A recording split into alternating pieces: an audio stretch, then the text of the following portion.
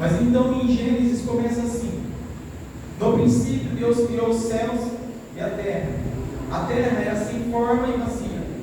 A escuridão cobria as águas profundas, e o Espírito de Deus se movia sobre a superfície das águas.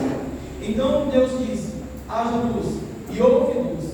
E Deus viu que a luz era boa, e separou a luz da escuridão. Deus chamou a luz de dia e a escuridão de noite. Vou ler a partir agora do versículo 12.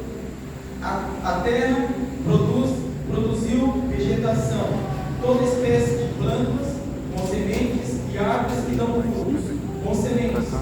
A semente produziram plantas e árvores, cada uma conforme a sua espécie. E Deus viu que isso era bom. Feche seus olhos, por favor. Vamos orar novamente. Espírito Santo de Deus, Espírito da verdade, Espírito de revelação, de entendimento e de conhecimento, eu clamo para que o Senhor venha nesse ambiente, não porque tem alguém aqui, mas sim porque é do teu interesse, Senhor, salvar pessoas. Pai, eu oro para que o Senhor venha convencer o nosso coração, convencer a nossa vida, Senhor, em alguns pontos específicos que ainda a gente não conseguiu se livrar e ser liberto dele. Que o Senhor tenha liberdade nessa casa, que o Senhor tenha liberdade sobre as vidas aqui, sobre cada pessoa aqui, Pai. Faz segundo a tua vontade, não a nossa, Jesus. Som da mente, som do coração, Senhor. Tenha liberdade, Senhor, em nome de Jesus. Aleluia. Eu começando por esse texto, é um texto que bem conhecido, né? É o início, o primeiro livro, o primeiro texto, o primeiro versículo. Então a Bíblia diz que, né, no princípio Deus criou o céu e a terra sem forma e vazia. A primeira pergunta que eu faço é: Deus criou alguma coisa sem forma? Tudo que Deus faz é perfeito. Não há nada que não seja perfeito. Mas a Bíblia diz também que o Espírito de Deus ele pairava sobre a face das águas, sobre essa imperfeição. E eu achei muito top esse texto, porque a Bíblia diz assim: e disse Deus que haja luz e houve. Ou seja, havia algo que não tinha forma nenhuma, e o Espírito de Deus ele estava sobre aquele lugar. E pelo fato dele estar sobre aquele lugar, a hora que ele ouviu que haja luz, houve luz. E Deus viu que a luz era boa. O que eu quero dizer com isso? A gente, na nossa natureza caída, sem o Espírito de Deus, não adianta eu pregar. Não adianta eu estar pregando. Porque o Espírito reconhece a voz de Deus, a palavra de Deus. Quando a pessoa ela tem uma vida medíocre, uma vida de hipocrisia, sem o Espírito de Deus, aquela pessoa ela é sem forma e vazia. E mesmo que Deus esteja falando, eu desejo, eu quero que você pare com esse comportamento, eu quero que você pare com isso, mesmo que seja o próprio Deus falando, se a pessoa não tem o Espírito, ela nunca vai reconhecer a voz de Deus, e não vai haver transformação. Por isso que muitas das vezes a gente insiste, a gente cansa de insistir, mas a gente sabe que se aquela pessoa não entregar a vida dela por Espírito Santo, ela não vai ser transformada, e a gente vai cansar com a nossa insistência. Como a gente não tem o poder para mudar, mesmo que a gente gostaria que isso mudasse, a gente não tem o poder. E aí mais para frente, eu li a partir do versículo 12, e Deus também falou que, após ele foi falando várias coisas, que haja isso, que haja aquilo, ele falou para mim também que haja as plantas, as árvores segundo aquela espécie. Por que segundo aquela espécie? Porque vai ser gerado a partir daquilo que a pessoa já é. A pessoa ela vai vai transmitir aquele fruto, tanto bom quanto ruim, porque já é a natureza dela. Eu vou chegar nesse ponto aí. Existe a natureza caída. Quando a natureza está caída, ela vai se inclinar para as coisas do mundo, as coisas erradas. Ela vai se inclinar para aquilo que não agrada o coração de Deus. Então os frutos vai ser só coisas ruins. Mas quando a pessoa ela tem o Espírito de Deus, existe uma mudança de mentalidade, uma mudança de comportamento. E aí eu queria que a gente fosse para o livro de Mateus. Vai dar tudo certo no final. Mateus capítulo 4.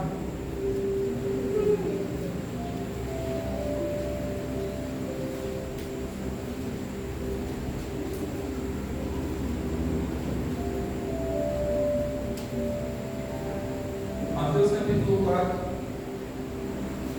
a partir do versículo 15, diz assim: na terra de Zebulon, de Naphtali, junto ao mar, além do Jordão da Galileia, onde vive tanto gentios, o povo que vivia em escuridão viu uma grande luz. E sobre os que viviam na terra, onde a morte lança a sua sombra, uma luz brilhou. A partir de então, Jesus começou a anunciar sua mensagem: arrependa-se, pois o reino dos céus está próximo. Esse cenário é o mesmo cenário que estava lá no Éden, o mesmo cenário. O cenário de escuridão, o cenário de trevas. Mas Jesus veio para gerar mudança naquela região e a partir daquela região. Então, aqui Jesus ele começa o ministério dele dessa forma, mas ele vem não só como Deus ou como Jesus. Ele vem com uma mensagem específica. Ele vem com uma mensagem que é o carro-chefe do Evangelho: arrependei-vos, porque é chegado o reino dos céus. O povo que estava em trevas viu aquela grande luz. Aquele povo que estava preso em cadeias, em prisões, eles viram uma grande luz. E a partir daquilo que eles viram aquela grande luz, Jesus já começou a liberar essa mensagem. E essa mensagem, ela permeia, ela está até hoje sobre a nossa vida, sobre todas as nossas casas, sobre todas as famílias da face da terra. Arrependei-vos, porque é chegado o reino dos céus. E aí a gente pega ali a partir do capítulo 5, a partir do versículo 14. Ele diz assim: vocês são a luz do mundo, e é impossível esconder uma cidade construída no alto de um monte. Não faz sentido acender uma lâmpada e depois colocá-la sobre um cesto. Pelo contrário, ela é colocada num pedestal, de onde iluminará todos os que estão na casa. Da mesma forma, suas boas obras devem brilhar, para que todos vejam e louvem seu Pai que está no céu. Aqui Jesus ele já não está falando a respeito dele. Mateus capítulo 4 ele estava falando dele. Capítulo 5 ele estava falando do povo. Ele estava falando da gente, para que a luz brilhe na escuridão. E ele falou assim: não faz sentido a gente pegar uma lâmpada e colocar ela escondida, algo tentar esconder esse brilho. Não tem como, não existe. E aí ele fala assim: vocês precisam manifestar essa luz. Vocês precisam manifestar aquilo que já está dentro de vocês. Jesus estava chamando aquele aquele povo para uma responsabilidade, para que a luz brilhe, para que as obras sejam manifestas, mas também disse para que todos as vejam e louvem seu Pai que está no céu. Ele não fala para que a luz brilhe, para que a gente roube a glória dele. Ele fala para que a gente brilhe, para que a glória seja devolvida para ele, e não a gente roubar essa glória, como muito acontece. O Senhor Jesus nos chamando para uma responsabilidade, para que as nossas obras brilhem aonde que a gente estiver. A pergunta é: qual tem sido as nossas obras fora daqui? Aqui tem a sua importância, amém? Tem o seu valor, mas mais importante é fora daqui. Que a luz brilhe lá fora. O que a gente tem manifestado fora daqui? Quem a gente é fora desse contexto religioso? A gente que caminha desse entendimento que a gente é uma família. Eu sempre falo isso, pelo fato da gente saber que a gente é uma família, e de uma família não tem como você sair. Não tem como você mudar seu sobrenome, mesmo se você conseguir mudar o seu sobrenome, o seu sangue, não tem como você mudar. Então você faz parte daquela família, mesmo que você mude o seu sobrenome. E aí a gente vive muito num contexto de mesa, de união, e as pessoas se reunirem em grupos, em ágape, nas casas, como a reunião que teve hoje de manhã, como a reunião que teve das meninas da dança ontem, e semanalmente, né, se reúne, não como um ato religioso, não como vamos formar um grupo aqui, não é nada disso. E é aqui que a gente manifesta quem a gente é de verdade. Então, quando a gente está nesse ambiente, as pessoas falam: eu vou ficar perto de vocês, porque vocês são assim, ou eu não vou ficar perto de vocês exatamente porque vocês são assim. Porque as nossas obras vão se manifestar nesse lugar. É nesse lugar que você vai ver a gente nervoso, você vai ver a gente soltando um pouco de faísca, é ferro afiando ferro. Então, esse é um lugar muito... E é muito bom isso. É muito bom porque eu sou totalmente contra a hipocrisia. Quando eu me converti, o maior processo de cura, de restauração, não foi nem relacionado ao pecado, foi relacionado ao crente. Foi relacionado à hipocrisia dos crentes, a mentira, o engano. Porque eu vivi no mundo mais de 30 anos, convivendo no meio dos crentes, e como na época eu bebia, eu chegava em um lugar de crente, os crentes bebiam, para mim era natural, para mim era normal, e eu nem me constrangia, porque eu achava que para eles também era normal. E aí, tantas outras coisas que eu vivi, presenciei, adultério, vizinho meu, ele demonstrava uma espiritualidade, depois ele engravidou uma irmã da igreja e fugiu e deixou a mulher grávida e deixou a que ele era casado ainda. Então isso me gerou muita coisa ruim, mas eu não conheci o Senhor. Eu fui ficar mal depois que eu conheci o Senhor. Na época, quem me conheceu lá no começo da minha conversão, eu ia em reunião de crente, parecia que eu acabava com a festa de todo mundo. E andava eu mais um, outro um pouco mais doido que eu. E eles falavam: não, você parece o João Batista, vocês querem acabar com todo mundo, vocês querem matar todo mundo. Aí eu falava: você não é isso, porque esse não é o evangelho que eu conheci. Você está 20 anos na igreja, 10 anos na igreja, você nunca leu a Bíblia uma vez. No processo de conversão, eu nem dormia à noite, eu passava a noite. E orando e vendo, acordava de manhã cedo para trabalhar com os olhos calados. E aí, quando eu ia trabalhar, eu ficava sentado na máquina e ficava horas orando. As pessoas, a maioria que sentou ali se converteu. O que o Espírito Santo convenceu, ele falando e eu brigando com ele se converteu dormindo. E aonde eu parava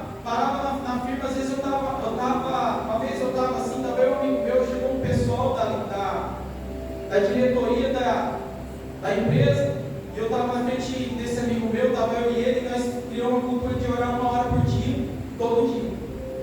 E a gente passou tempo fazendo isso. Daí o pessoal chegou, eu chacatarabassuri, cantaramassori, aí o cara olhou para mim e falou: o homem natural, ele não discerne as coisas do Espírito. O homem natural, ele não vai discernir isso. O homem, quando ele recebe o dom do Espírito, um dos dons do Espírito, que é orar em línguas, ele fica: como que é isso? Ele fica tentando interpretar na sua intelectualidade. E às vezes usa até a teologia para tentar explicar isso. Usa até o contexto para tentar explicar isso, porque no intelecto ele não consegue explicar. Porque o homem natural, ele não consegue discernir as coisas do Espírito. E aí a gente vai para o livro de Isaías. Isaías capítulo 11. Para que a gente possa começar a entrar na mensagem.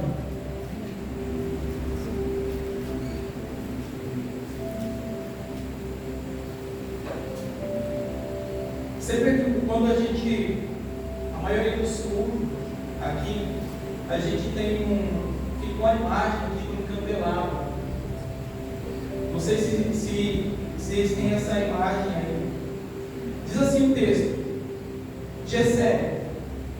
Não, diz assim: do tronco da linhagem de Jessé brotará um renovo, sim, um novo ramo, que de suas raízes dará frutos, e o Espírito do Senhor estará sobre ele, o Espírito de sabedoria, o Espírito de discernimento, o Espírito de conselho e poder, o Espírito de conhecimento e de temor do Senhor. Até aqui. Aqui, esse texto, ele fala dos 7 Espíritos de Deus. Não que exista 7 Espíritos de Deus, mas fala das essências ou de fragmentos do Espírito de Deus. Porque o Espírito é o Espírito Santo e é só Ele. Mas ele tem essas virtudes, vamos dizer assim. E esse Espírito, ele está disponível para nós. Ele está acessível, ele foi liberado para nós. E sem ele, a gente pode ser apenas um crente, vamos dizer assim. Mas não uma pessoa que nasceu de novo, não uma pessoa que se relaciona com o Senhor. E aí, essas são parte das virtudes do Senhor que Ele tem para as nossas vidas: o conselho, o temor, a sabedoria, o discernimento, essas essências que é liberada sobre nós, para que a gente consiga viver a nossa vida, para que a gente consiga ter um relacionamento entre família, que a gente não vai ofender um outro, ferir um outro, magoar um outro. E a gente precisa disso. A gente precisa disso. Se não existisse esse Espírito, a gente não conseguiria nem conviver como igreja. A gente fala isso porque fora daqui é uma outra realidade. Então, esse Espírito, ele foi liberado para que a gente tenha acesso, para que a gente consiga ter um relacionamento, para que quando a sua esposa, o seu marido te ofender ou ferir, te magoar, você vai para o Senhor, você vai até Ele, você fala: Senhor, eu preciso daquela parte do conselho para mim saber como que eu vou reagir em relação a isso. Quando a gente entra numa dificuldade, numa situação, e a gente não sabe como sair disso, a gente vai até o Senhor e fala: Senhor, agora eu preciso ter sabedoria. Agora eu preciso ter sabedoria para lidar com essa situação na minha casa, com os meus filhos. Pai, meu filho não consegue, ele entrou por um caminho, eu não sei como que eu vou fazer para trazer ele de volta para o caminho do Senhor. Então a gente precisa se relacionar para que a gente consiga receber essa porção.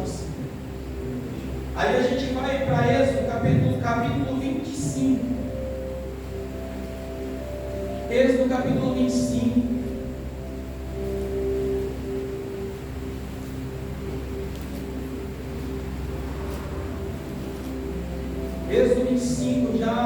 se refere à construção do tabernáculo.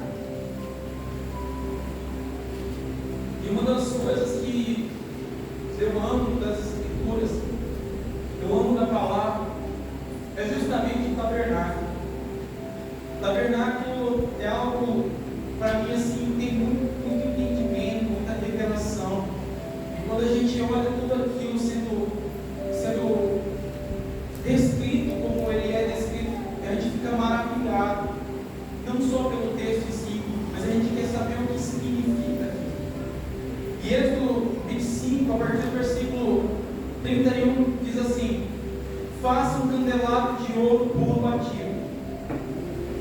Todo candelabro e seus enfeites formarão uma só peça. A base, a haste central, as lâmpadas, os botões e as flores. Da haste central sairão 6 ramos, 3 de cada lado. Cada um dos 6 ramos trará 3 lâmpadas em forma de flor de amendoeira, com botões e pétalas. A haste central do candelabro terá 4 lâmpadas em forma de flor de amendoeira, cada uma com botões e flores. Também haverá um botão de amendoeira debaixo de cada par dos 6 ramos que saem da haste central. Os botões de amendoeiras e os ramos formarão uma só peça, com a haste central, e serão feitos de ouro puro batido. Em seguida, faça 7 lâmpadas para o candelabro e posicione-as de modo que reflita a luz para a frente. Os cortadores de pavio e os pegadores também serão de ouro puro. Serão necessários 35 quilos de ouro puro para o candelabro e seus acessórios. Cuide para que tudo seja feito de acordo com o modelo que eu lhe mostrei aqui no monte. Então aqui é a descrição do candelabro de ouro. Era um dos elementos que ficavam dentro do tabernáculo. E o candelabro de ouro, ele era feito de uma forma que ele precisava ser martelado, feito de ferro, de ouro batido. Eles não tinham um molde que ele ia derreter o ouro, ia colocar lá, ia ficar perfeito. Mas ele precisava de ser corrigido, de ser trabalhado manualmente. Tinha alguém cheio do Espírito Santo só para fazer isso. Teve uma pessoa separada só para construir isso. Então, quando eu vejo esse contexto, eu vejo o próprio ser humano estampado nisso. O próprio ser humano tendo que ser, por mais que ele é uma peça preciosa, ele precisa levar umas marteladinhas, devagarzinho às vezes. Às vezes o martelo, ele é mais pesadinho, depende da pessoa. Então depende do peso da mão da pessoa. Às vezes o martelo pode ser o mesmo, mas a forma de dar as marteladas vai ser um pouco diferente. E aí ele era de ouro, porque o ouro na Bíblia representa a divindade de Deus. Mas ele não era só isso. Ele tinha uns botões e uns brotos. E o formato dele era exatamente aquele ali, ó. Ele tinha essas 7 tochas em cima dele, que iluminava para frente do tabernáculo, aonde o sacerdote entrava. Quando ele entrava ali, ele estava tudo iluminado. E tinha todo um trabalho a ser feito com aquilo ali. A forma que eles ministravam, a forma que eles tinham que chegar até esse lugar. Mas a coisa mais importante daquele lugar, ou ali, era que aquele candelabro ele nunca podia se apagar. Ele tinha que ser mantido aceso o tempo todo. Então ele tinha que, o tempo todo, ser feito algumas manutenções. E assim é a nossa vida. A gente foi chamado para ser essa chama, essa luz de Deus. refletir nesse mundo tenebroso. Quando a gente fala mundo tenebroso, é porque a própria palavra diz que o mundo jaz no maligno. Resplandeça a sua luz no meio das trevas. Deus está contando comigo e com você para isso. Deus está contando com a gente para que a gente não traga pessoa para a igreja, mas traga pessoas para Ele, independente da igreja. Traga pessoas para perto dele. E é automático. Se você é uma pessoa que brilha, uma pessoa que anda na presença de Deus, só o fato de você chegar perto dessa pessoa, a luz vai acender nas trevas, e aquilo que de ruim que está sobre a vida daquela pessoa vai começar a aparecer. O seu papel não é condenar nem julgar, mas amar, acolher. Se for necessário, leva para a sua casa. Se for necessário, você abraça ela, você não julga, não condena, não aponta. Deixa Deus fazer, deixa o Senhor fazer. A gente não tem esse poder. A gente não tem o poder de transformar a vida de ninguém.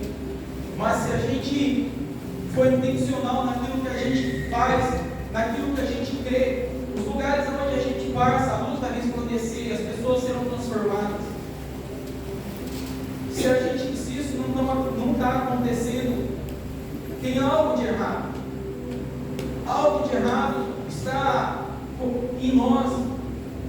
Porque não é comum a gente dizer que tem essa luz sobre a nossa vida, que a gente tem essa chama acesa dentro de nós, mas nada muda ao nosso redor. Nada muda onde a gente trabalha, nada muda nas escolas, nada muda dentro do nosso próprio contexto familiar. Às vezes o marido está lá, num caminho com o Senhor, está longe de Deus, e a mulher ainda ela se inclina para Deus, ela busca Deus, mas se não está havendo mudança, talvez o foco da luz ele não está tão resplandecente assim. Talvez essa luz que era para resplandecer, ela está meio ofuscada por alguns carrapichos, por algumas impurezas, sujeira, algumas manchas. E aí as pessoas não conseguem olhar para nós e falar assim: eu vejo algo diferente em você. Ela vai olhar para nós e vai falar assim: mas é bem parecido, né? Eu só gosto de umas coisas diferentes. Eu gosto disso, você gosta daquilo, mas se for ver, a gente gosta das mesmas coisas. Ou seja, nós estamos muito parecidos. O meu pecado só é outro pecado, diferente do seu. Você mente e eu xingo. Você rouba e eu compro o produto roubado. Então, a luz ela não consegue resplandecer. Você lembra aquela parábola que aquela mulher ela perdeu uma dracma dentro da casa, de Lucas capítulo 15? O que ela fez para encontrar? A maior revelação estava no interruptor. Ela foi lá e apertou lá o dedinho, acendeu a luz, começou a fazer uma faxina, e ali não achou só a dracma, achou outras coisas também. Talvez achou coisas que não deveria nem ter achado. Talvez ela acendeu a luz para achar algo que ela tinha perdido e achou algo que o marido estava fazendo. Acendeu lá e falou: vou procurar aqui. Aí foi lá, acho que está dentro do guarda-roupa. Porque abriu o guarda-roupa lá, achou umas revistas lá. Falou assim: eu vou dar uma caçada aqui dentro desse baú. Na hora que abriu o baú, começou a achar umas coisas lá, depois achou a dracma. Então, ela só usou esse interruptor para acender a luz. E aí, quando a gente olha esse formato do candelabro, ele é muito curioso, porque ele começa de um lado e ele termina do outro, começa de um lado e termina do outro. Ali fala da nossa própria natureza, ali fala das três áreas da nossa vida, porque não é corpo, alma e espírito. Então ali fala das nossas mazelas, mas nesse contexto que a gente vive depois da queda, o candelabro ele não está mais virado para cima, ele está virado para baixo. Em vez daqueles frutos que que a Bíblia se refere ali, aqueles brotes, aquelas flores, ali só havia o pecado, de baixo, de cima para baixo. Jesus, ele veio exatamente ele veio para virar o candelabro. Ele falou: ó, esse elemento aqui ele não está no lado certo, tá? Eu preciso alinhar ele, para que a luz resplandeça. Então, quando a gente olha esse candelabro, a primeira parte dele se refere à nossa natureza caída, à nossa carnalidade, que às vezes, mesmo que você não queira fazer aquilo, você faz. Senhor, eu não quero fazer, eu não quero, você luta contra aquilo, mas você acaba fazendo. Não, eu não quero gastar, meu marido falou para mim não gastar, eu preciso economizar. Aí a natureza fala: vai lá, porque o vazio que está dentro de você pode ser suprido com uma bolsa ou com um sapato. Esse vazio que está dentro de você, ele pode ser suprido com uma calça nova, com uma roupa nova, mas não vai ser suprido. Isso fala da nossa natureza caída, a nossa natureza pecaminosa, que ela não se sujeita, a carne não converte, a carne ela não se converte.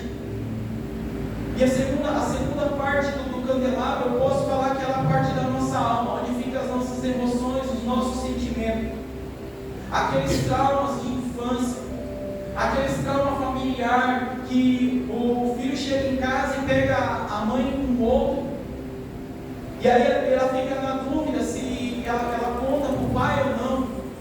Ela pega algo da mãe, alguma coisa errada da parte da mãe ou do pai, e aí ela fica: se eu falar, meu pai vai embora, se eu falar, minha mãe vai embora, e agora o que eu faço?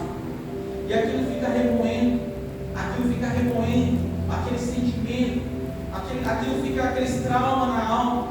Ou senão a pessoa, ela nasce, ela cresce, ela tem uma vida comum, e aí dentro de casa é briga, é mentira, é muita confusão, é xingação, e mentira, engano, e um querendo matar o outro, todo mundo brigando, e ninguém se conversa mais. E aí ela arruma alguém que quer ir embora de casa, e ela não vai porque ela amou aquela pessoa, ela vai porque ela está tendo uma fuga da casa dela, e aquele sentimento fica marcado dentro dela. Mal ela sabe que ela está entrando numa outra enrascada, que acha que aquela pessoa que ela arrumou vai resolver os problemas dela.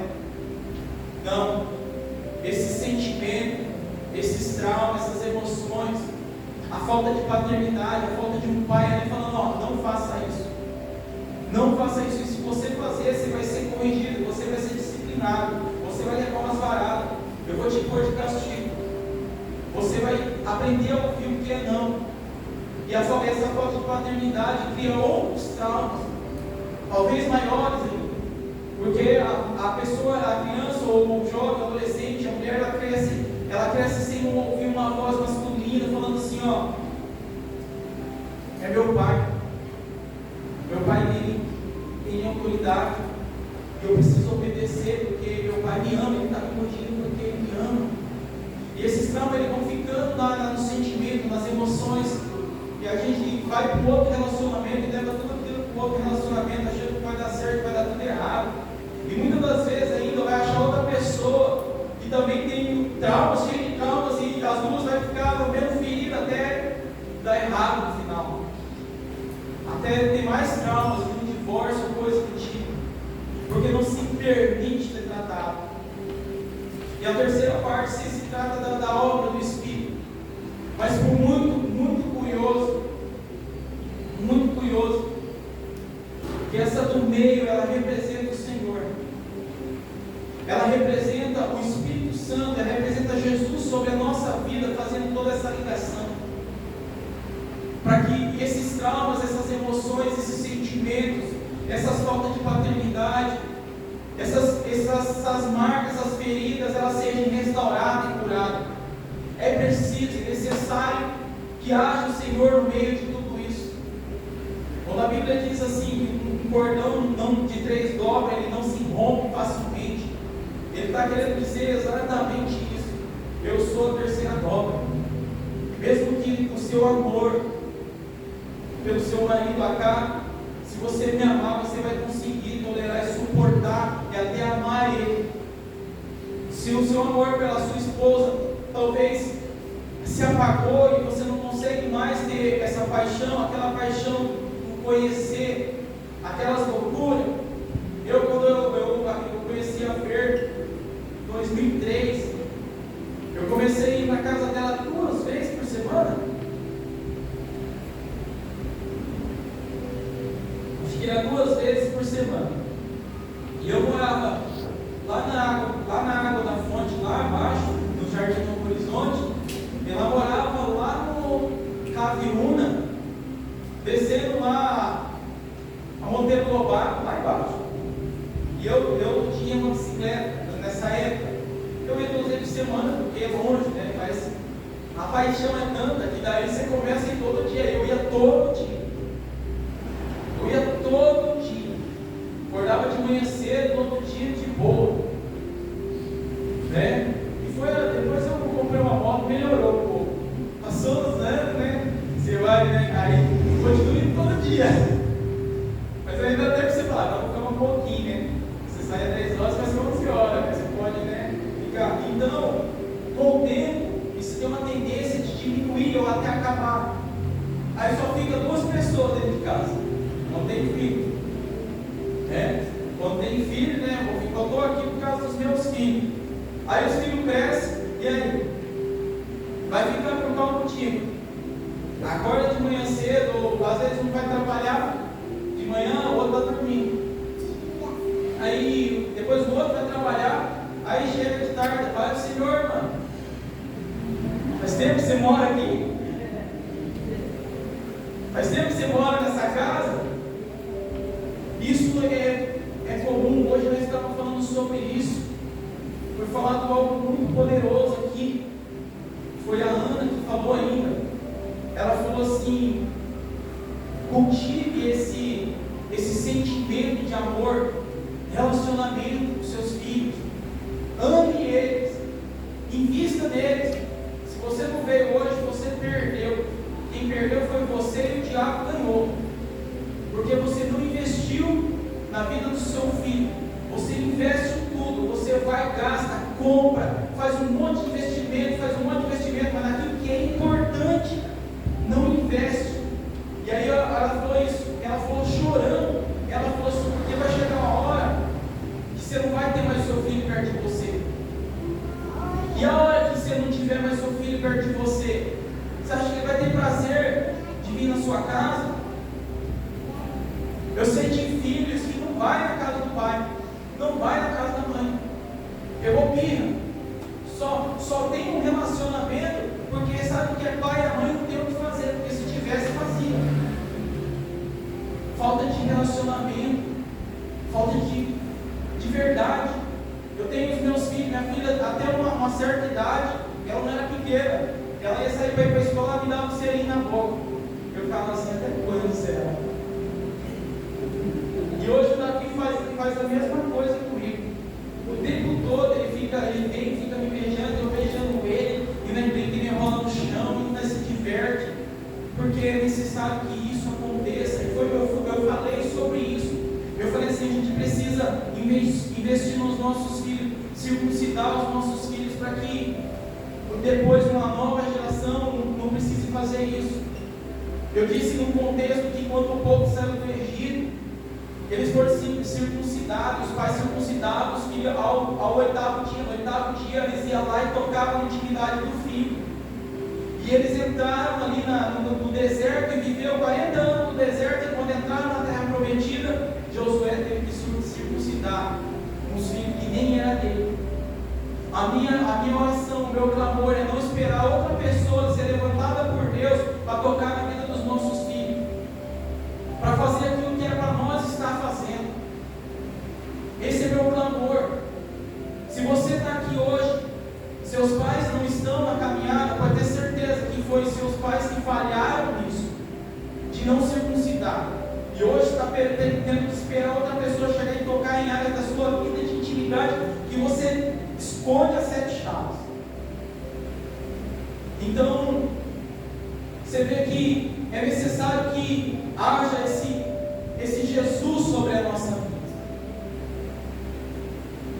E aí, Ali fala, aqui nesse candelabro ele não tem, mas fala que tem cada haste dessa, ele tem três brotos e florzinhas. São o nome de cada lado. Quando o homem caiu, quando o homem estava caído, tudo que ele manifestava era o pecado. Não manifestava nada de bom, e tudo que fazia de bom ainda, talvez era ou é ao se promover e não glorificar o Senhor. Manifeste a sua obra, as suas obras, para que o Senhor seja glorificado e não você seja glorificado. Para quem vai a honra? Quando algo de bom, você faz algo de bom, para quem vai a honra? Quando você faz algo de bom, você posta na rede social, você escreve glórias a mim, ou glórias a ti, Senhor. Para quem que vai essa honra? Para quem que vai essa promoção? Deixa eu falar uma coisa para você. Satanás caiu do céu exatamente por causa disso. O diabo ele caiu por terra exatamente porque ele tentou se promover. Ele tentou roubar a glória de Deus. E ontem eu aqui falando para as meninas sobre dança. Quem não estava aqui perdeu. Quem não estava aqui perdeu. Foi muito bom. As meninas dançaram, a Fer dançou, todo mundo dançou. Foi uma maravilha. E eu falei assim, eu iniciei assim, não tem como eu falar de adoração profética, sem falar de quem? Daquele que era o adorador. E quem era o adorador? Aquele que caiu. E a Bíblia diz que do corpo dele ele emitia sons. Então ele sempre fala isso. A adoração não é aquilo que você canta, aquilo que você é e manifesta. É a forma que você caminha. É a representação da adoração. Resplandeça a sua luz nas trevas, para que as suas obras glorifiquem ao Senhor. E eu falando sobre isso, eu pensei, Senhor, como que eu vou falar sobre esse assunto? Um assunto que eu não tenho nem ritmo eu tenho para isso. E o Senhor falou comigo exatamente sobre esse texto. Porque quando o inimigo ele caiu, quando o diabo ele caiu, ele não foi apontar, falou, você está em pecado, ninguém apontou ele. Foi em cima desse sentimento que eu falei aqui ontem. Eu disse que a forma que ele começou a se mover, já não mais transmitia a verdadeira adoração. Uma pessoa sem a sintonia do céu, com o céu, ela não vai conseguir transferir nada. Por quê? Porque o céu ele tem um ritmo. O céu ele tem um estilo de adoração. E se eu pegar, se tem um ministério de louvor aqui tocando, eu não sei tocar bateria, e eu sei pouco, vai levar a tocar o violão. E aí eu pego a bateria e começo a tentar tocar. Automaticamente, todos à minha volta vai falar assim, aquele lá está desviado. E aí quando o Senhor ele viu a orquestra sinfônica, assim, o regendo ela ali, mas tem alguma coisa errada. Tem alguma coisa errada. Isso é muito fácil de identificar. Quem lê a Bíblia facilmente olha e fala assim, não é questão de julgamento, é questão de entendimento. Está desviado. Mas por quê? Não é o que ela canta, é a forma que ela se move. A forma que ela se move vai revelar quem ela adora. Se ela é obstinada por conquista, eu não vou dar o nome do demônio, mas provavelmente ali vai ter um espírito que vai estar sendo o líder da adoração sobre a vida daquela pessoa. A forma que ela vai se mover em relação às conquistas, a dinheiro, a status, a esse tipo de coisa, vai revelar quem ela está adorando. É fácil ver isso. E aí, voltando a essa parte do candelabro, o homem caído, ele vai manifestar os frutos, os seus frutos, não os frutos que vai glorificar o Senhor, que é para a glória do Senhor. Só que fala dos frutos e também fala dos dons do Espírito. Quando você olha de um lado, é 9 de um lado e 9 do outro. Quando você vai procurar sobre o assunto, você vai ver o que Deus está tentando revelar sobre isso. A pessoa, quando ela, quem já leu a Bíblia, entende que já leu Gálatas capítulo 5, que fala dos frutos do Espírito, que fala do amor, da alegria, da paz, longanimidade, bondade, fidelidade, mansidão e domínio próprio. E termina o texto dizendo: contra essas coisas não há lei. Uma pessoa que ela foi remida pelo Senhor, e o Senhor é o centro da vida dela, e o Senhor começa a trabalhar na humanidade dela, e o Senhor começa a tocar nas feridas, nos traumas da alma dela, logo logo ela vai estar ouvindo plenamente o céu. Logo logo ela vai estar sendo totalmente restaurada, e ali começa a manifestar os frutos do Espírito. A mulher era uma endemoniada dentro de casa. O marido chega e com o pé na porta, às vezes entra com sapatos sujos. Você já sabia que a reação da mulher. Aí a mulher começa a ter sabedoria, já começa a ser mandando. Pegou o elástico, você pega o elástico, ela passou. E aí começa a acontecer alguma situação, já começa a manifestar os frutos do Espírito. A pessoa já começa a ser mais generosa. A pessoa era uma pessoa irada, uma pessoa toda revoltada com a vida. Tudo estava em trevas, tudo estava ruim na casa dela, na vida dela, e ela já começa a ter uma paz no meio da guerra. Não é a ausência de guerra, é a paz no meio da guerra. Isso é você estar andando com Jesus, isso é você estar com Cristo. Ele é o Rei dos Reis, Senhor dos Senhores, Ele é o Príncipe da Paz. E não é a ausência de guerra, é você estar com Ele, é Ele ser o centro da sua vida nesse candelabro. E aí você vai manifestando esses frutos do Espírito que fala em Gálatas capítulo 5. Que a gente já começa a tratar os nossos filhos como eles devem ser tratados. A gente começa a amar os nossos filhos como eles devem ser amados.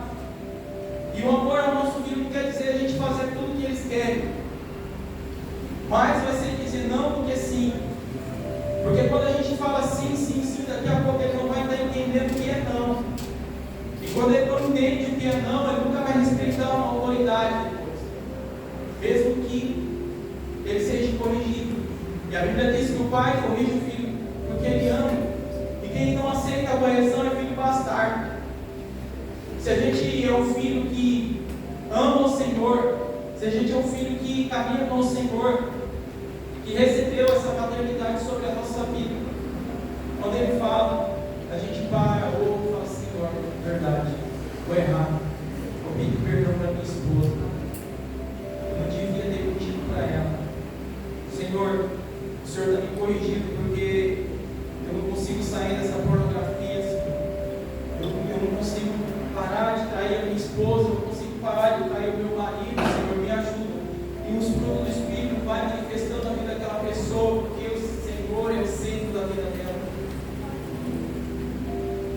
Então, esses frutos, eles já começam a se manifestar na nossa vida, na nossa casa, na nossa família, sobre a vida dos nossos filhos, no nosso trabalho. Ele já começa a mudar a gente. As pessoas olham: o que aconteceu com você? Como que aconteceu isso? O que você está fazendo? Porque ela já está começando a ser dominada pelo Espírito Santo. Ela já está começando a ser possuída por essa glória, por esse movimento de Jesus, pela presença do Senhor, e ela quer mais disso, porque ela sabe que isso é bom. Eu fui na clínica de recuperação agora, esse mês passado, finalzinho do mês passado, antes do Natal, e eu ouvi lá do coordenador geral lá da clínica algo que assim me fez. Às vezes a gente não para para pensar nas coisas. Ele disse que o homem ele é movido pelo prazer. Eu concordo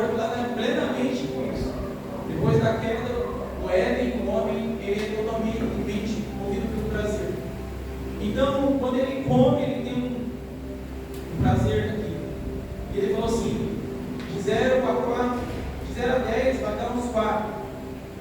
Aí o homem, ele vai fazer as necessidades dele, ele tem prazer, ele fica lá 1 hora, lá, e aí ele também tem prazer nisso.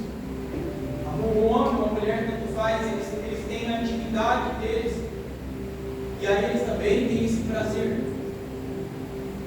E o homem é movido pelo prazer. E aí de 0 a 4, de 0 a 10, ele vai dar uns 6.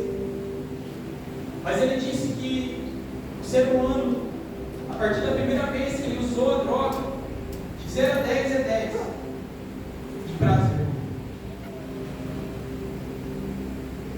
E depois que ele chegou nesse 10, aí a gente vai entender que ele vai querer outro para alcançar o 10. E ele vai querer outro para alcançar o 10, mas nunca mais alcança. E ele vai se enfiando. Aí ele já não come mais. Ele não tem prazer de comer. Ele já não tem mais prazer de fazer, não tem prazer nem de tomar banho. Aí ele não tem prazer nas suas esposas, nos seus maridos. Ele não tem mais prazer. Por quê? Porque ele quer chegar no 10. Então ele vai se entupindo de droga, e vai, e bebida, e droga, porque ele quer chegar nesse lugar, mas nunca chega. Ele tem uma overdose, ele vai parar no hospital quase morto, mas ele não chega, não alcança mais esse lugar.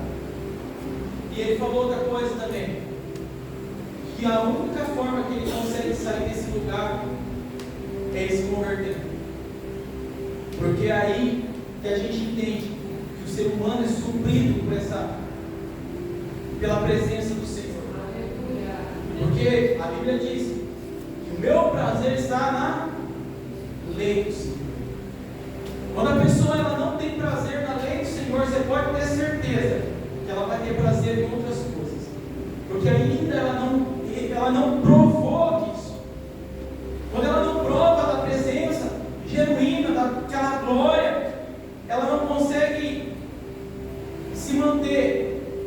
E aí ela vai, ela caminha, tem hora que ela está, tem hora que não está, e ela desse jeito. Mas a partir do momento que ela provou, ela não quer 10. Aleluia. Aí ela chapa, ela começa, nem para de comer. Perde o prazer da comida, né? Há 1 dia, 2 dias. Só não vou parar de tomar banho. Outras coisas também não é pecado, não. Mas alcançar o 10 é só você se lançando no Senhor. E aí você vai sendo suprido pela presença do Senhor. Você vai ser alimentado pela glória de Deus. E aquele sentimento de vazio dentro vai se acabando. E aí fala, eu quero mais. Se vocês quiserem mais, fica em casa, tá? Lá, é um ponto. Aí abriu. Se eu quiser vir aqui também, se quiser vir, nós amamos isso. Chegar lá, vai sair todo mundo chapadinho. Eu gosto disso. Vai ter uma melhorada agora.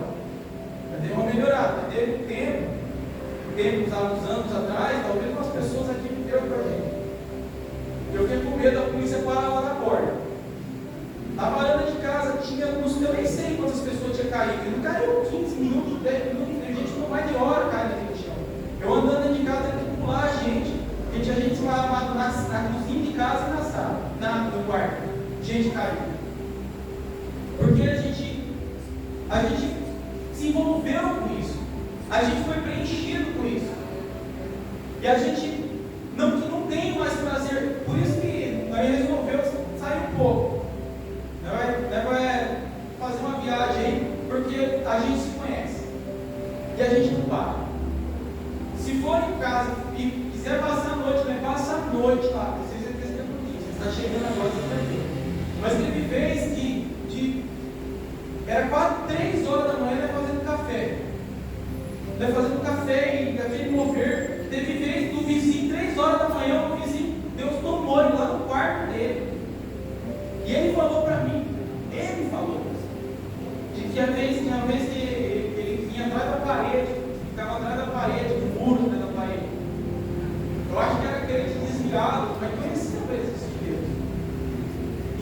a pessoa é suprida por essa glória, ela é suprida pela presença de Deus. Quando a pessoa ela vive nessa oscilação espiritual, é porque ela não foi saciada pela presença. Essa parte central não está sobre a vida dela. Então ela anda meio na alma, meio na carne. De vez em quando ela vai para o lado espiritual, mas é aquela chaminha, sabe? Que não parecendo aquelas velas, aquelas lamparinas que você acende nada, um foguinho. Mas o Senhor, Ele quer nos preencher com esse fogo, com essa glória, com essa chama. Ele quer preencher esse vazio que está dentro de nós, que faz a gente ir para as drogas, para a prostituição, no celular, porque ele também é um estímulo.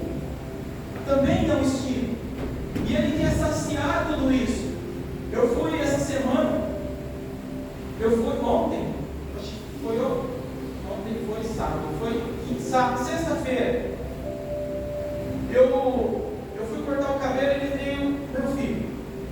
E eu cheguei lá, cara, eu fiquei 2 horas falando de Deus pro cabeleireiro. É barbeiro, né? Fala cabeleireiro fica bravo. Mas aí, eu fui falando com ele e ele começou a fazer bastante pergunta para mim. Ele começou a perguntar e eu ali conversando com ele. E ele falou assim: Marcos, você lembra quando eu disse para você, eu falei que estava com uns problemas? Eu estava com sono, algumas coisas assim, eu não sabia o que era. E aí eu falei assim: cara, eu não lembro. Ele falou: não, eu falei. Aí ele falou assim: cara, deu uma piorada. As minhas pernas começaram a formigar. E eu peguei e falei: eu vou no médico. Ele foi no médico que mexe lá com as varizes, olha essas questões. Aí o médico olhou e falou assim: cara, eu já sei o que é. Não é isso que você está pensando. Ele falou assim: vou te mandar para você fazer uma eletro. Aí ele foi e o médico, ele chegou, falou os sintomas. E aí o médico falou assim: eu já sei o que é. Celular. Ele: celular? O que tem a ver? Ele falou assim: são estímulos. Ele falou: não acredito. Ele falou: faz o teste, tira o celular. E para confirmar, Deus mandou um rapaz que tinha saído de uma clínica de recuperação de dependência química e mandou lá e falou para ele: falou, cara, tem clínica de recuperação só para viciar no celular. E aí ele pegou e falou que fez o teste e começou a dar crise nele. Ele falou: cara, eu não tinha crise de ansiedade, eu comecei a ter crise de ansiedade. Ele falou que ele estava num sábado, ele colocou o celular lá e começou a dar umas crises nele, ele ficou desesperado que ele queria ir para o hospital. Porque o subconsciente dele ficava pedindo aqueles estímulos. E a hora que ele falou, eu assustei. Eu falei: meu Deus do céu, eu já lembrei de um monte disso. Senhor, livra-nos desse mal. Livra-nos desse mal. E ele falou: cara, eu estou saindo agora disso. Eu estou sarando agora. Ele falou assim: eu estou aqui, eu coloco no celular, eu ranquei os aplicativos, eu eliminei os aplicativos, e daqui a pouco me dá um negócio assim, parece que é para milagre, começa a passar a mão. Ele falou: já estou melhor. Mas o médico receitou tarja preta para ele. O médico ele falou: não sou louco. Ele falou: você está doente, quando as dores em outro lugar tem medicamento. Mas quando é no cérebro também precisa de medicamento, então você precisa tomar. Eu falei: está repreendido em nome de Jesus. Eu falei: meu Deus do céu. E ele falou: cara, é muito sério isso. E eu sei que é sério isso. Você acha que você não é escravo disso? Faz o teste. Tenta sair e deixar seu celular em casa.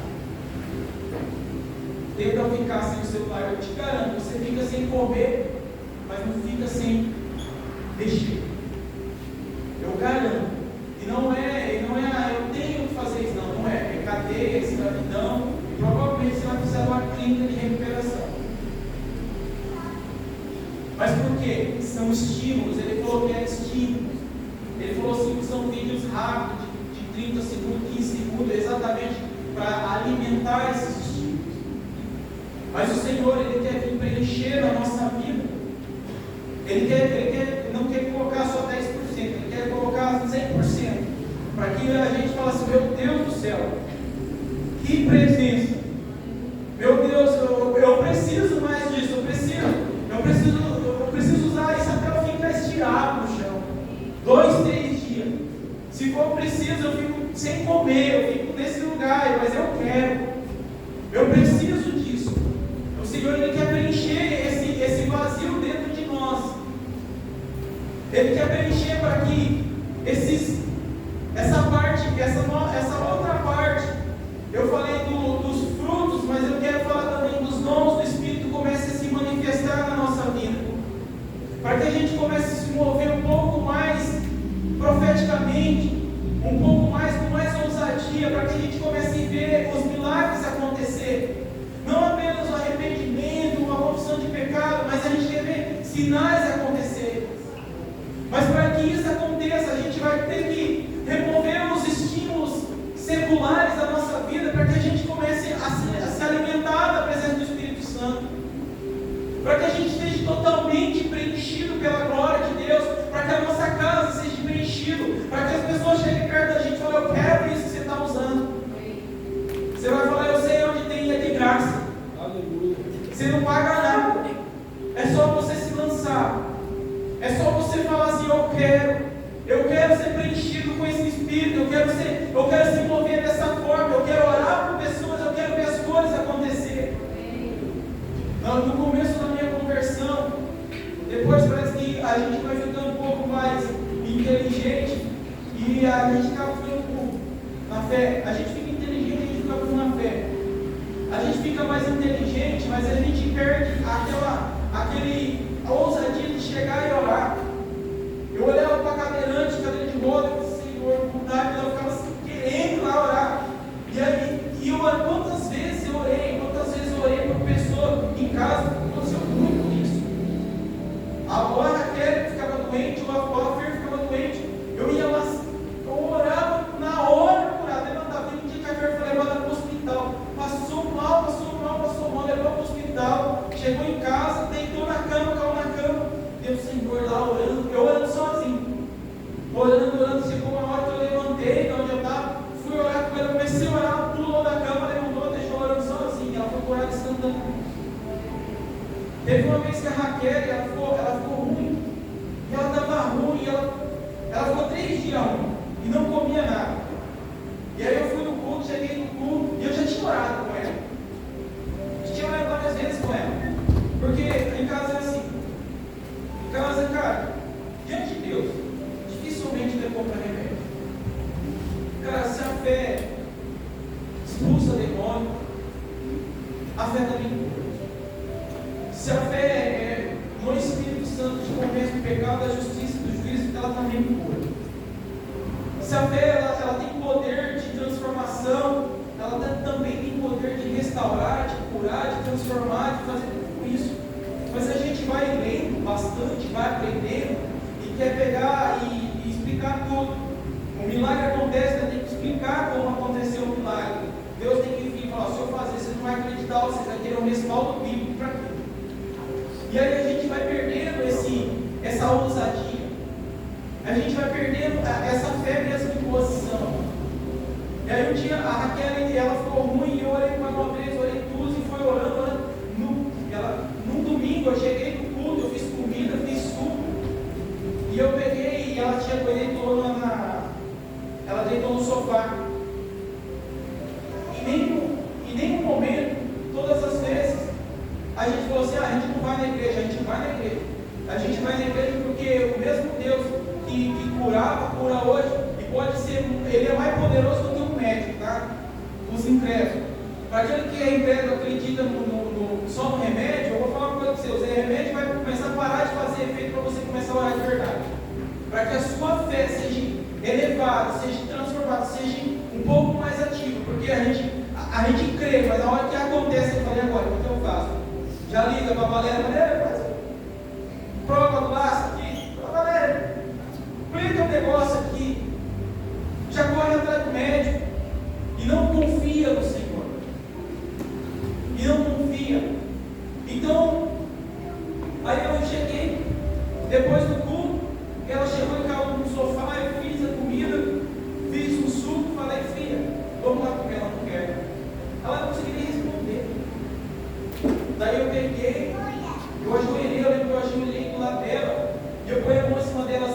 Senhor, eu desisto. Eu falei, Senhor, eu já orei em língua, já profetizei, já fiz tanta coisa aqui, mas está do mesmo jeito. Na hora levantou do sofá, foi no banheiro, começou a vomitar, levantou e falou assim, foi comer e ficou zerado. Eu olhei e falei assim, entendi o mistério. Esperou todos esses dias, para mim ser sincero na minha oração, chegar e falar, Senhor, já deu, já fiz tudo que eu podia fazer. Agora você está falando verdade, né? Porque muitas vezes a gente é hipócrita com Deus. A gente fala umas coisas que nem é verdade. Deus fica ali. Eu vou ensinar vocês uma coisa. Quando vocês for orar, vocês começam a orar e começam a falar. Vai chegar uma hora que Deus vai falar assim, tá bom, você já falou essas coisas que eu já sei, isso nem é verdade, e agora eu vou começar a falar com você. Não sai. Essa é a hora que Deus começa a falar. Porque a gente vive num automático que as nossas orações são sempre as mesmas. A hora que Deus quer falar, muitas das vezes a gente já sente aquele estímulo no subconsciente. Às vezes o Satanás, o demônio do WhatsApp, do Instagram, né, que ele faz aquele barulhinho, daí você já, acho que é alguém querendo falar comigo, que não é verdade, não é importante do que Deus. E a gente já levanta. E aí, quando você for falar com o Senhor, você para e você pode falar. Provavelmente você vai falar uns 5 minutos. Já conta toda a história da sua vida. 5 minutos, resumo tudo. O meu trabalho está assim, meu filho está assim, meu marido está assim, e meu cachorro está com fome. Resumo. É normal aquela mulher lá. Aquela menina enche o saco. Ela é até de segurança. Ela enche o saco. A oração. Ela fica enchendo o saco. Às vezes a oração da pessoa, ela não quer ser mudada. Ela não quer ser mudada. Na hora que Deus fala assim, perdoa ela, ama ela, senta com ela, conversa com ela, você vai ver, ela vai ser doce, você vai entender ela, você vai falar assim, Senhor, não é que é verdade mesmo? Ela está fazendo o papel dela, está fazendo o trabalho dela, e eu estou querendo que o Senhor acaba com a vida dela. E aí, a gente precisa realmente ser sincero com Deus, para que esses dons comecem a se mover em nós, na nossa casa, comecem a vir para fora. E a gente sabe disso. 1 Coríntios capítulo 12.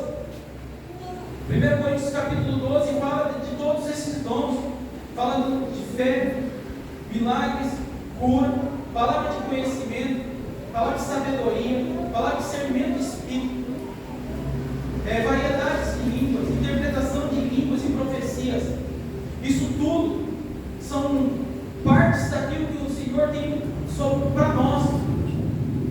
Automaticamente, quando você recebe o Espírito de Deus sobre a sua vida, você vai receber de gorjeta um desses dons, para que você já comece a se mover, para que você já comece a se manifestar de uma forma que o Senhor possa começar a te usar. A minha oração é que aquilo que a Fer estava falando aqui, que nós possamos ser cheios do Espírito Santo, que a gente possa ser cheio de Deus, que a gente possa ser apaixonado pelo Senhor, que a gente possa ser mesmo aquelas pessoas que vão olhar para você e falar, você é louco, eu sou louco mesmo, porque eu não sou daqui, para casa voltarei. É assim que a gente precisa ser, fora da casinha, totalmente fora do padrão religioso, para tentar parar de explicar Deus. Ah não, mas Deus é assim, Deus não é o que você acha que é, eu te garanto isso. E se você pensou que ele é essa outra coisa, ele também não é o que você pensou. Ele não é nem o que a teologia explica. Deus é Deus. Deus é Deus. O dia que você conseguir explicar o sol, você está começando a entender alguma coisa. Porque Deus é Deus. E ele, sendo Deus, ele falou assim, tem alguém lá na terra sem forma e vazia, tem um povo lá sem forma e vazia. Eu quero soprar do meu espírito sobre a vida deles, para que isso comece a gerar forma, para que isso comece a gerar transformação, relacionamento dele comece a ser restaurado, para que o casamento dele comece a gerar frutos, comece a gerar algo bom, positivo, que agrada a Deus. Mas para isso, talvez a gente vai ter que se encontrar nesse lugar, reconhecer e falar: Senhor, eu estou sem forma e vazio nessa terra. Eu preciso ser preenchido pelo Espírito Santo. Eu preciso ser cheio desse Deus poderoso, que Ele está disponível. Ele quer saciar os seus estímulos. Ele quer suprir as suas necessidades, todas elas. Seja ela emocional. Se você, eu não tenho pai, Ele quer ser seu pai. Eu não tenho mãe, eu não tive mãe, Ele quer ser sua mãe também, porque Ele é o Consolador. Não, mas eu cresci em uma casa onde meus irmãos eram todos encapetados. Tá bom? Ele tem um irmão. Jesus é o nosso irmãozão. Então, Ele quer preencher todas essas áreas da nossa vida, para que a gente deixe de ser sem forma e vazio. Amém? Quem que é Jesus? Você está preparado? Você está preparado para receber Ele? Talvez a grande maioria, ou a maioria, ou todos já receberam, mas parece que ainda faltam algumas coisas. Parece que ainda existem alguns detalhezinhos, talvez no sentido da carne, talvez no sentido da alma, talvez essas áreas estejam mais ou menos preenchidas, resolvidas, mas o nosso espírito, ele clama pela presença do Espírito Santo, pela presença de Deus, e mesmo que a gente participe de alguns eventos na igreja, mas que esse vazio ainda fica dentro da gente, fica ali: Senhor, está faltando alguma coisa. Eu gostaria que todos aqui entendessem,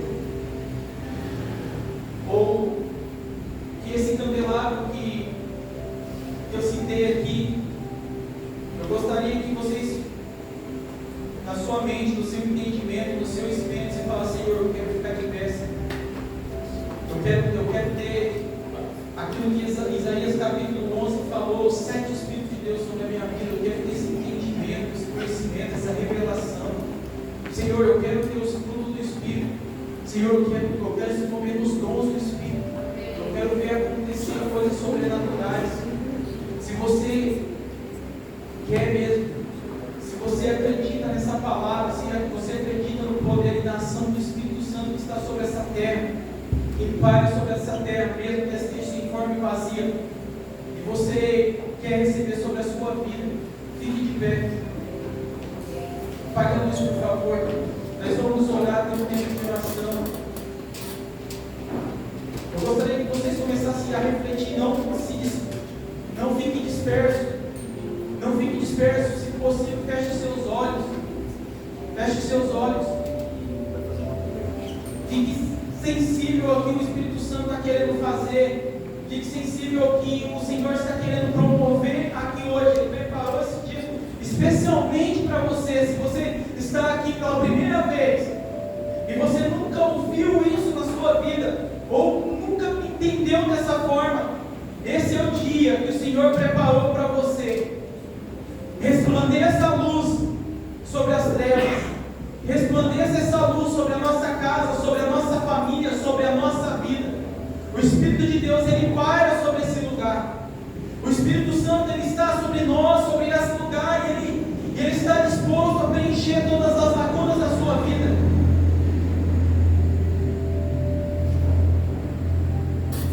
Fique sensível, seja sensível, Pai. Eu oro, Senhor. Eu oro, Senhor, para que a Tua glória preencha esse lugar. Eu oro, Senhor, para que o Senhor venha derramar o Teu Espírito Santo sobre esse lugar. Eu oro, Senhor, para que o Senhor venha preencher, Senhor, todo o vazio, Senhor, sobre a vida de algumas pessoas, de todos aqui, Jesus.